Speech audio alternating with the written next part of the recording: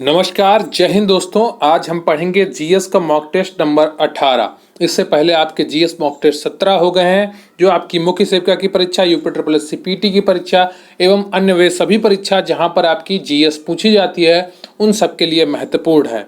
तो इसमें यूपी द्वारा सभी विगत परीक्षाओं में पूछे हुए प्रश्न होते हैं एवं अन्य परीक्षाओं में पूछे हुए प्रश्न भी रखे जाते हैं। तो आपकी अच्छे से तैयारी हो और पूरी तैयारी अच्छे से हो, इसके लिए लगातार इन टेस्ट को करते रहिए और प्लीज़ पढ़ाई करते रहिए। अभी आपके फॉर्म की लास्ट डेट भी नहीं आई और आपने पढ़ाई करना भी बंद कर दिया। इतनी जल्दी पढ़ाई मत छोड़िए, लगातार पढ़ते रहिए, निरंतरता बनाए रखिए। जब आप लगातार पढ़ते रहेंगे ना, तभी आपको कामयाबी मिलेगी। ऐसे बीच में पढ़ाई छोड़कर किसी का फ़ायदा नहीं होता, तो आपका भी कैसे हो सकता है। तो एक मन में विचार रखिए कि मुझे करना है, एक संकल्प बनाकर रखिए और दिन में 2-3 बार खुद से बोलिए कि मुझे ये करना है। तो जब मन में पॉजिटिव विचार बनेंगे तभी आपका पढ़ाई में अच्छे से मन लगेगा। तो चलिए शुरू करते हैं आज का मॉक टेस्ट।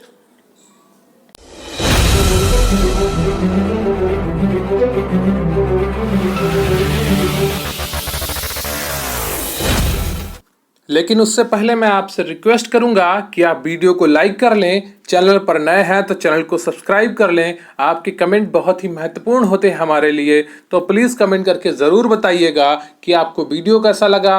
और मैं वीडियो के दौरान जो आपसे प्रश्न पूछूं उसका उत्तर भी कमेंट बॉक्स में ज़रूर लिखिएगा। टेलीग्राम चैनल पर आप हमें ज्वाइन कर सकते हैं, इसका लिंक आपको डिस्क्रिप्शन बॉक्स में मिल जाएगा। और प्लीज़ वीडियो अंत तक देखें। तो जीएस मॉक टेस्ट 18 में आज का आपका पहला प्रश्न है, 10 राज्य युद्ध का संबंध निम्नलिखित में से किससे है?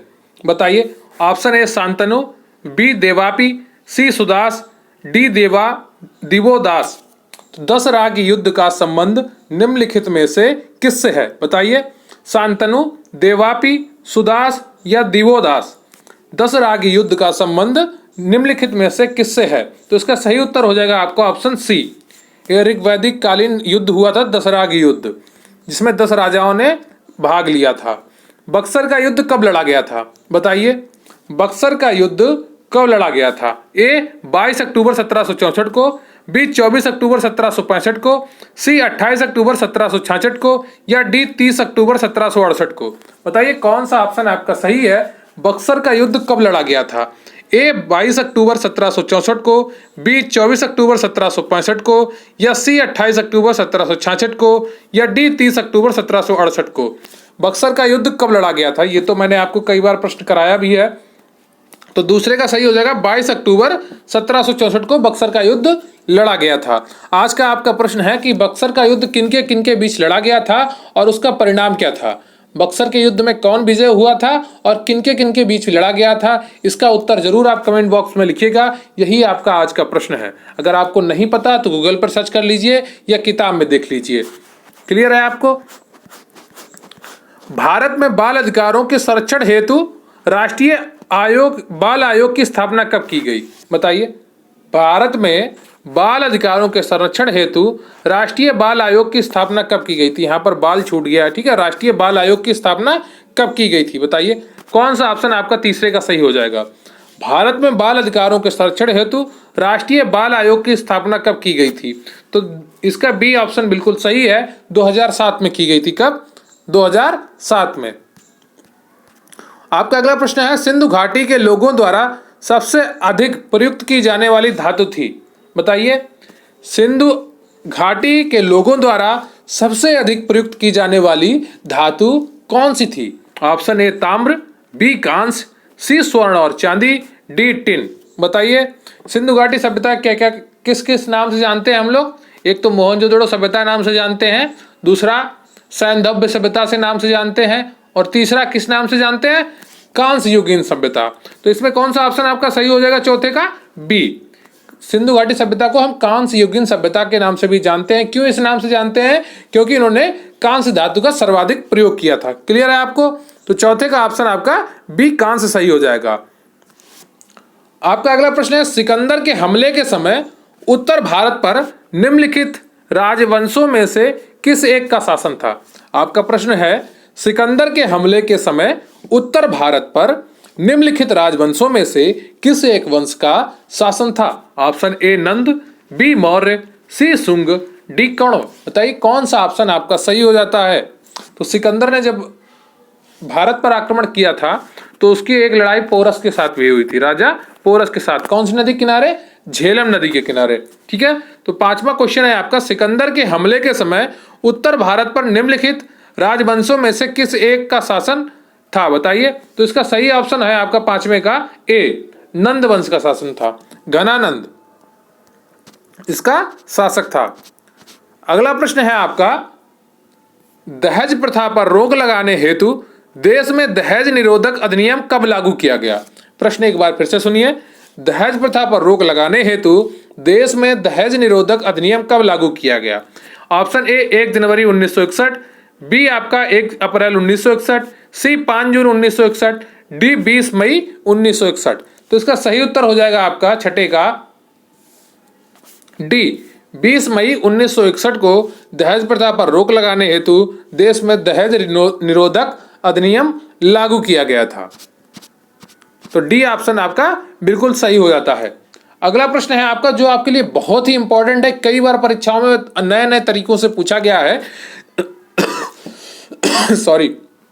तो श्रीमती एनी बेसेंट कांग्रेस की अध्यक्ष कब निर्वाचित हुई थी? बताइए। श्रीमती एनी बेसेंट कांग्रेस की अध्यक्ष कब निर्वाचित हुई थी? ए कलकत्ता अधिवेशन 1917, बी मुंबई अधिवेशन 1918, या सी अमृतसर अधिवेशन 1919, या डी लखनऊ अधिवेशन 1916। बताइए एनी बेसेंट कांग्रेस की अध्यक्ष कब निर्वाचित हुई थी? तो ये कांग्रेस की प्रथम महिला अध्यक्षा भी थी। कौन? कांग्रेस की प्रथम महिला अध्यक्षा भी थी एनी बेसेंट। तो कब बनी थी? सातवें का आपका ए ऑप्शन बिल्कुल सही है। कलकत्ता अधिवेशन 1917 में एनी बेसेंट प्रथम महिला अध्यक्ष कांग्रेस की अध्यक्षा के रूप में निर्वाचित हुई थी। क्लियर है आपको? तो सातवें का ए ऑप्शन आपका बिल्कुल सही है, कलकत्ता अधिवेशन में। आपका अगला प्रश्न है, सूरत की फूट 1907 के बाद कांग्रेस किसके हाथों में आ गई? प्रश्न ध्यान से सुनिएगा। सूरत की फूट 1907 के बाद कांग्रेस किसके हाथों में आ गई? ऑप्शन ए गरम दल वालों के, ऑप्शन बी नरम दल वालों के, ऑप्शन सी उग्रवादियों के, या ऑप्शन डी निष्क्रिय हो गई। तो आठवां प्रश्न है आपका, सूरत की फूट 1907 के बाद कांग्रेस किसके हाथों में आ गई? तो 1907 में कांग्रेस में फूट पड़ गई थी, नरम दल और गरम दल अलग हो गए थे। तो जब अलग हो गए तो आपकी ये सत्ता आठवें का ऑप्शन बिल्कुल सही हो जाएगा, कांग्रेस नरम दल के हाथों में आ गई थी। बी ऑप्शन आपका बिल्कुल सही हो जाता है। क्लियर है आपको? अगला प्रश्न है आपका, सभी दलों के सम्मेलन की समिति की अध्यक्षता किसने की थी? सभी दलों के सम्मेलन की समिति की अध्यक्षता किसने की थी जिसने 1928 में नेहरू रिपोर्ट प्रस्तुत की थी? प्रश्न देखिए आपसे घुमा घुमा कर पूछेगा। अगर आपसे यही पूछ ले कि नेहरू रिपोर्ट किसने प्रस्तुत की थी तो भी आपका उत्तर वही रहने वाला है। अगर आपसे इस तरह से प्रश्न पूछे तो भी आपका उत्तर यही रहने वाला है। सभी दलों के सम्मेलन की समिति की अध्यक्षता किसने की थी जिसने 1928 में नेहरू रिपोर्ट प्रस्तुत की थी? देखिए आपको ये उत्तर भी दे रहे हैं कि जिसने 1928 में नेहरू रिपोर्ट प्रस्तुत की थी, है ना, हिंट दे रहे हैं। तो उनका नाम बताइए। सभी दलों के सम्मेलन की समिति की अध्यक्षता किसने की? ये तो इनका क्वेश्चन हुआ। फिर ये आपको हिंट दे रहे हैं, जिसने 1928 में नेहरू रिपोर्ट प्रस्तुत की थी। तो नेहरू रिपोर्ट 1928 में किसने प्रस्तुत की थी? नौवें का ऑप्शन आपका सही हो जाएगा। कौन सा? जवाहरलाल नेहरू थे क्या, या मोतीलाल नेहरू थे, या भीमराव अंबेडकर थे, या मोहम्मद अली जिन्ना थे? तो इसका सही उत्तर हो जाएगा आपका ऑप्शन बी, मोतीलाल नेहरू। 9 का ऑप्शन बी बिल्कुल सही हो जाता है। तो इसका थोड़ा डिटेल में देख लेते हैं।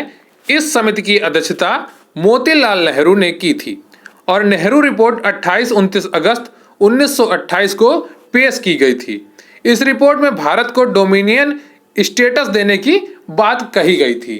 भारत को डोमिनियन स्टेटस देने की बात कही गई थी। तो अगर आपसे प्रश्न पूछे कौन सी रिपोर्ट में भारत को डोमिनियन स्टेटस देने की बात कही गई थी, तो नेहरू रिपोर्ट में। क्लियर है आपको? नेहरू रिपोर्ट में। नेहरू रिपोर्ट कब आई थी? 28-29 अगस्त 1928 को। तो आप केवल सन याद रखेंगे तो भी आपका काम चल जाएगा। तारीखें नहीं पूछता है, सिर्फ ईयर पूछता है। और नेहरू रिपोर्ट किसने प्रस्तुत की थी? तो अध्यक्षता मोतीलाल नेहरू ने की थी। इन्होंने ही नेहरू रिपोर्ट प्रस्तुत की थी। क्लियर है आपको? कंफ्यूजन मत रखिए मन में, मन को एकदम मजबूत बनाइए और अच्छे से पढ़िए। सफलता तभी हाथ लगेगी। मन से हार कर बैठ जाएंगे तो आपका मन कैसे मजबूत होगा? और सबकी मत सुनिए, सबकी सुनेंगे तो अपने लिए रास्ता कब चुनेंगे? अपना रास्ता खुद तय करिए, किसी और के दिखाए रास्ते पर चलने की कोशिश मत करिए। एक लक्ष्य लीजिए और लगातार उस पर लगे रहिए, चाहे जितनी ठोकरें मिले, पर आपको लगे रहना है, खुद को मजबूत करना है ना। कभी भी जो पत्थर मूर्ति बनाई जाती है तो क्या एक बार में बन जाती है? उसको धीरे धीरे धीरे धीरे घिसा जाता है, धीरे धीरे काटा जाता है, तब वो मूर्ति का आकार लेती है। जितना ज़्यादा एक मूर्ति में समय व्यतीत किया जाता है उतनी ही सुंदर वो मूर्ति बनती है।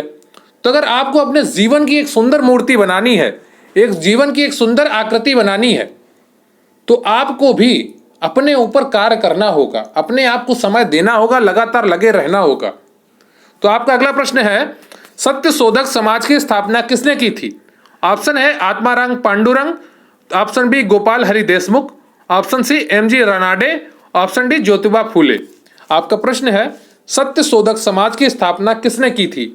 Atmaram Pandurang, option B Gopal Hari Deshmukh, option C MG Ranade, option D Jyotiba Phule. तो इसका सही उत्तर है आपका 10वें का डी। क्लियर है आपको? 10वें का डी उत्तर आपका बिल्कुल सही है।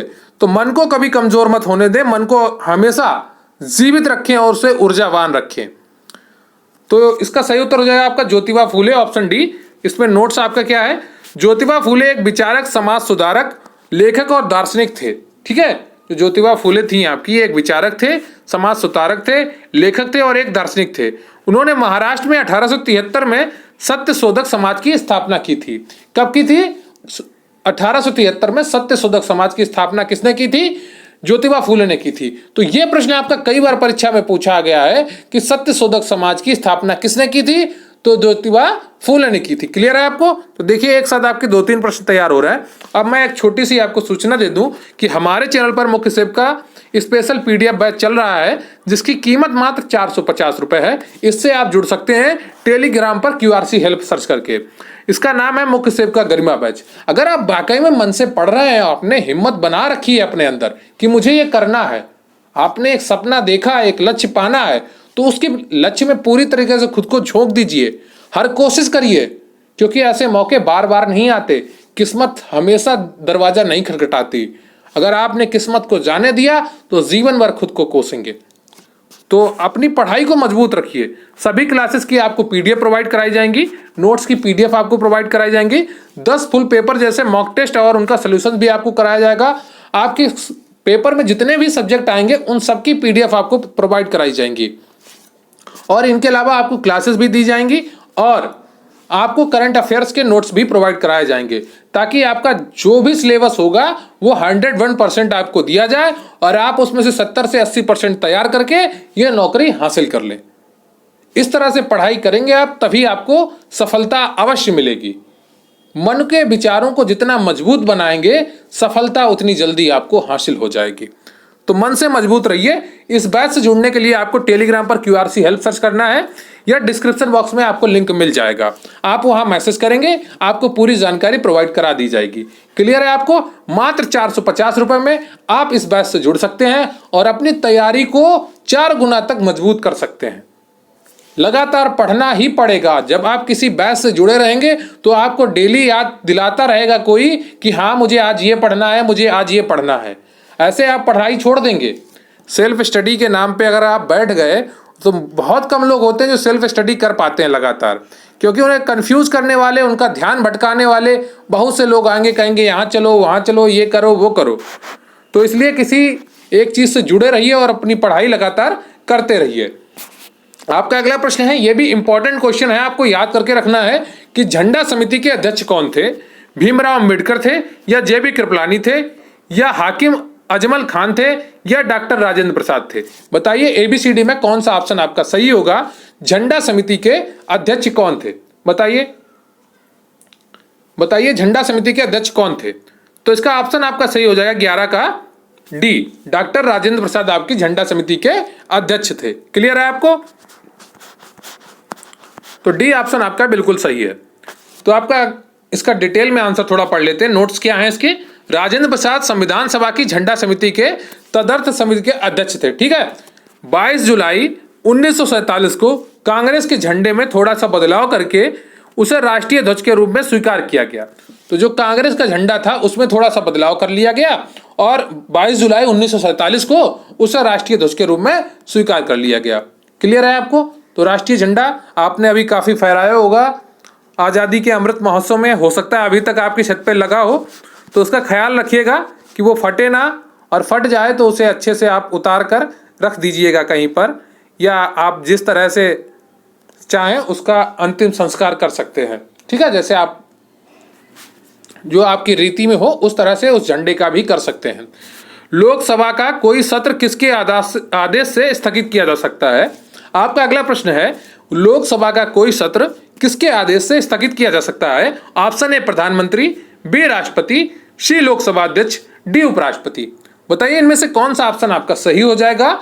लोकसभा का कोई सत्र किसके आदेश से स्थगित किया जा सकता है? ABCD में कौन सा ऑप्शन आपका सही है?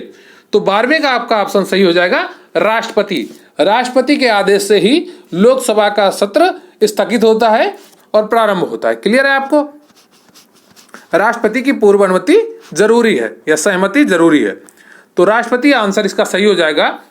लोकसभा के सत्र को राष्ट्रपति के आदेश के बाद स्थगित किया जा सकता है। तो राष्ट्रपति से अनुमति लेकर जो राष्ट्रपति का आदेश होता है, फिर राष्ट्रपति की लोकसभा के सत्र को स्थगित किया जा सकता है। क्लियर है आपको? लोकसभा कौन से अनुच्छेद में है? 79 में संसद है, 80 में राज्यसभा है और 81 में आपकी लोकसभा है। क्लियर है आपको? अगला प्रश्न है आपका, कोई व्यक्ति भारत का राष्ट्रपति अधिकतम कितनी बार रह सकता है? बताइए, कोई व्यक्ति भारत का राष्ट्रपति अधिकतम कितनी बार रह सकता है? ऑप्शन है आपके 1 बार, 2 बार, 3 बार या कोई सीमा नहीं है। बताइए, कोई व्यक्ति भारत का राष्ट्रपति अधिकतम कितनी बार रह सकता है? तो इसका सही उत्तर क्या हो जाएगा? कमेंट करके जरूर बताइएगा। तो इसका सही उत्तर हो जाएगा आपका 13वें का, कोई व्यक्ति भारत का राष्ट्रपति अधिकतम कितनी बार भी रह सकता है, इसकी कोई सीमा नहीं है। 13 का ऑप्शन डी बिल्कुल सही है। डी ऑप्शन बिल्कुल सही है। तो इसका नोट्स क्या है वो देख लेते हैं। भारतीय संविधान के अनुच्छेद 57 के अनुसार जो व्यक्ति अभी राष्ट्रपति है वो दोबारा राष्ट्रपति चुनाव लड़ने योग्य है।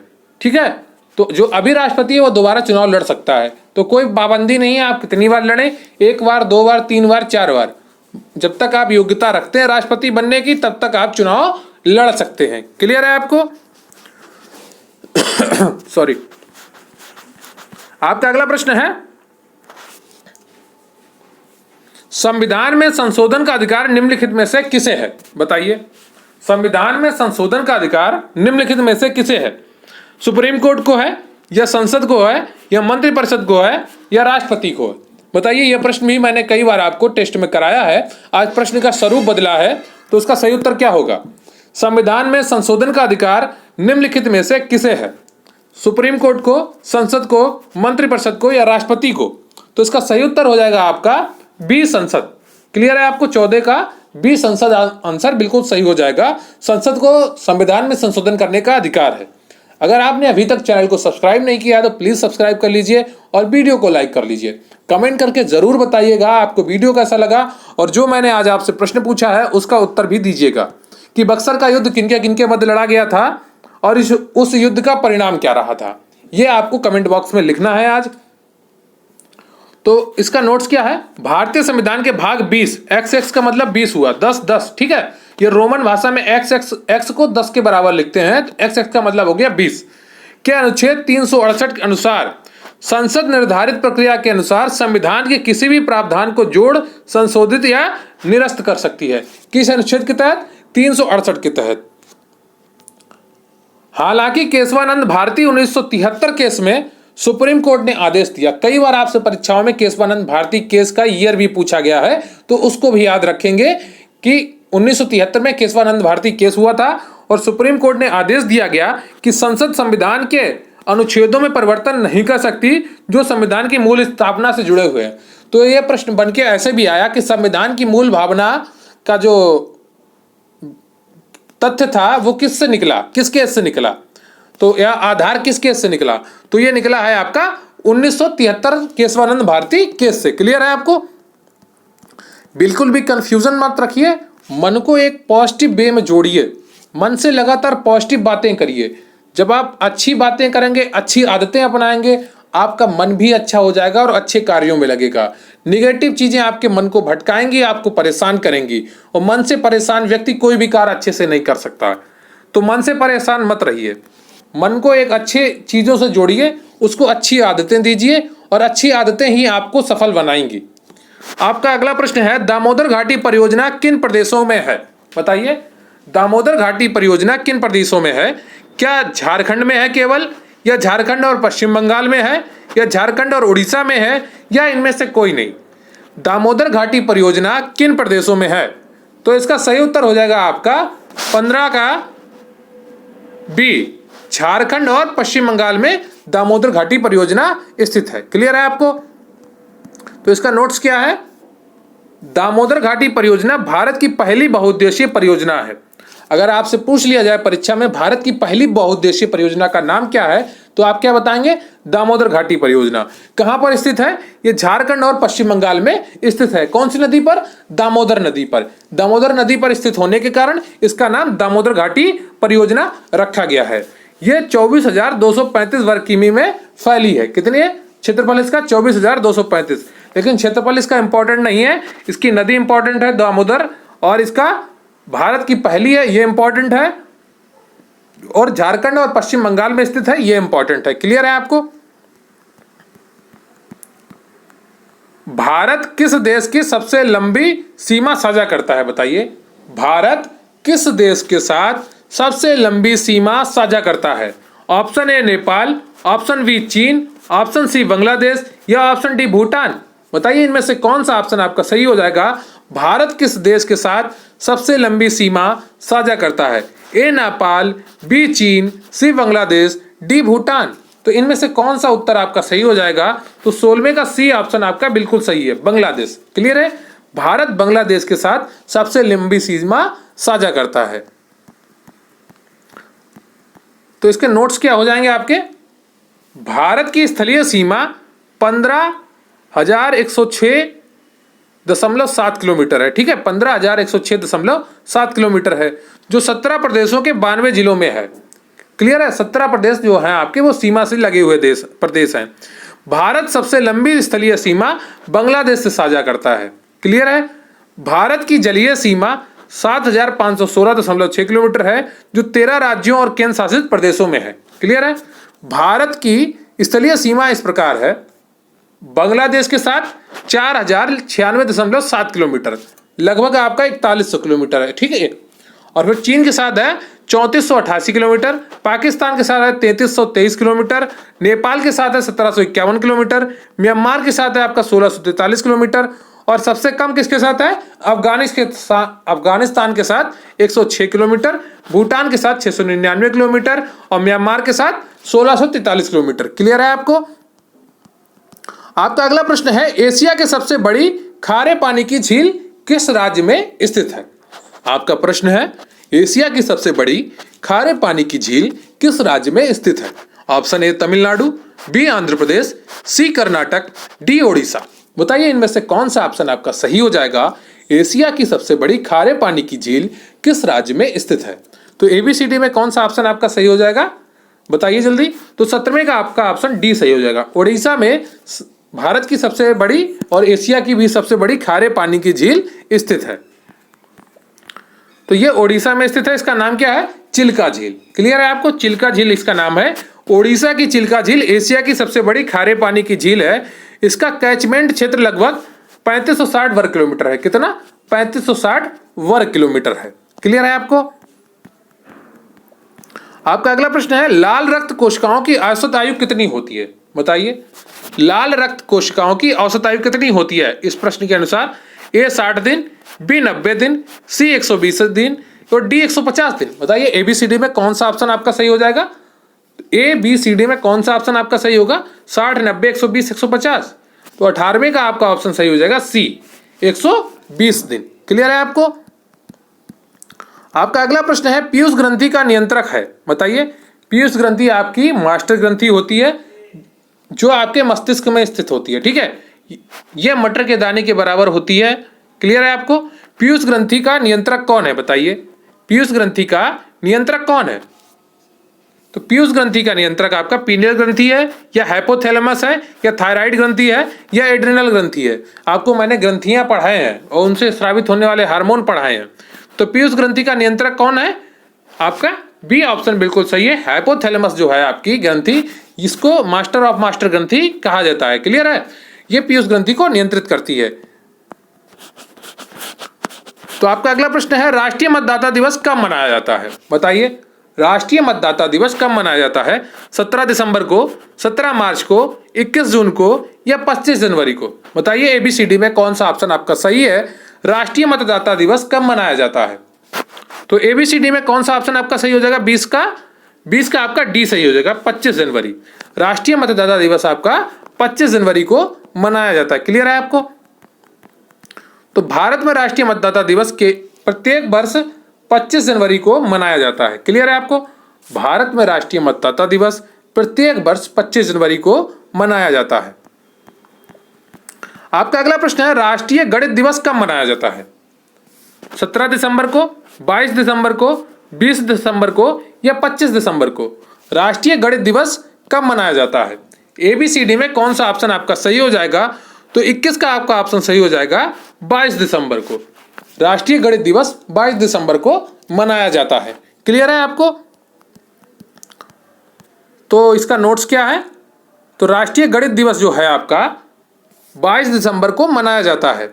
यह प्रसिद्ध गणितज्ञ श्रीनिवास रामानुजन के जन्मदिन पर मनाया जाता है। जो आपके प्रसिद्ध गणितज्ञ थे श्रीनिवास रामानुजन, उनके जन्मदिन पर मनाया जाता है 22 दिसंबर को भारतीय गणित दिवस।